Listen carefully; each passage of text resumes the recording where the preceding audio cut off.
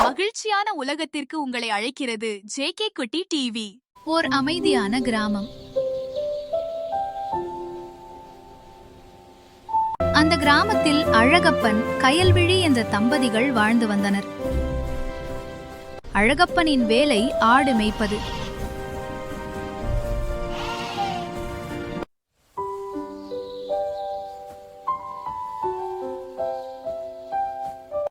அழகப்பன் ஆடு மேய்க்க சென்றதும் கயல்விழி சமையல் செய்து எடுத்துக்கொண்டு அழகப்பன் ஆடு மேய்க்கும் இடத்திற்கு சென்று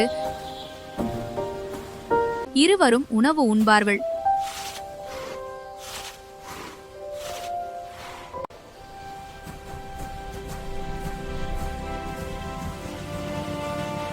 உணவு சாப்பிட்ட பிறகு கயல்விழி திரும்ப வீட்டிற்கு வந்து விடுவாள்.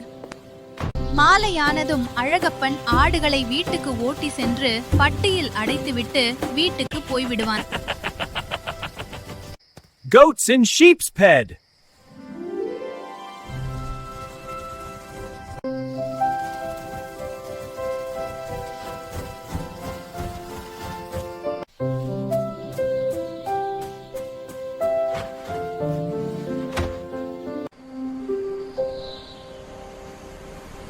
இரவு தூங்கிவிட்டு காலையானதும்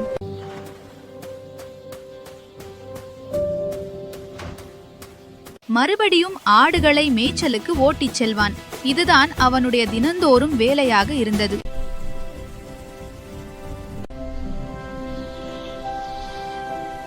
அழகப்பன் ஆடு மேய்த்து கொண்டிருக்கும் போது ஒரு நரி ஒரு ஆட்டுக்குட்டியை கவ்விக்கொண்டு ஓடியது.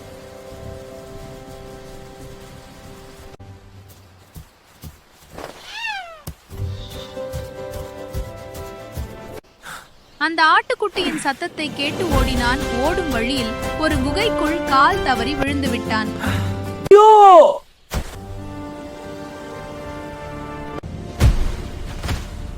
குகைக்குள் விழுந்து மயங்கி விட்டான். என்றும் போல உணவை எடுத்துக்கொண்டு ஆடு மேய்க்கும் இடத்திற்கு சென்றாள். மாமா மாமா மாமா எங்க போயிருப்பார் என்று தெரியலையே. நேரமாகிவிட்டதால் பயத்தில் ஓடி ஓடி அவனை தேடினாள்.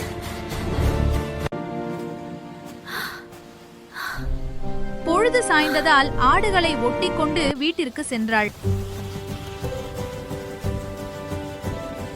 மயக்கம் தெளிந்து எழுந்து உட்கார்ந்தான்.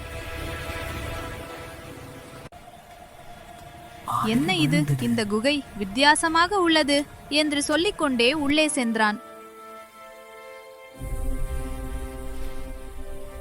உள்ளே பொன்னும் பொருளும் கொட்டி கிடந்தன. அதை பார்த்த அழகப்பன் சந்தோஷத்தில் துள்ளி குதித்தான்.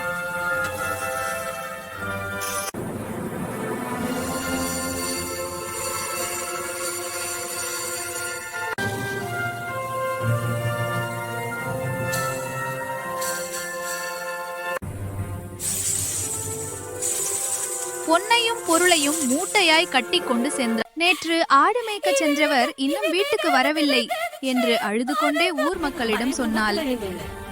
அவனை தேடி கண்டுபிடிப்பதற்காக ஊர் மக்கள் அனைவரும் அந்த காட்டுக்குள் சென்று தேடினார்கள். அவனை எங்கு தேடியும் கிடைக்கவில்லை. திரும்ப ஊர் மக்கள் வீட்டிற்கு வந்து விட்டார்கள். அழகேசன் வெளியே செல்ல வழி தெரியாமல் அங்கும் இங்கும் அலைந்து ஒரு வழியை கண்டுபிடித்து வீட்டிற்கு சென்றான்.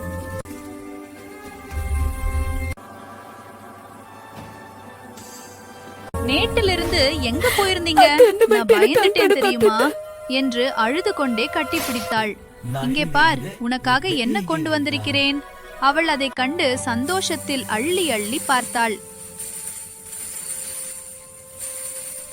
ஊர் மக்களை அனைவரையும் வரவைத்து ஆளுக்கு கொஞ்சம் பொற்காசுகளை அள்ளி கொடுத்தான். அவர்கள் இருவரும் ஒரு மாளிகை கட்டி சந்தோஷமாக வாழ்ந்தார்கள்.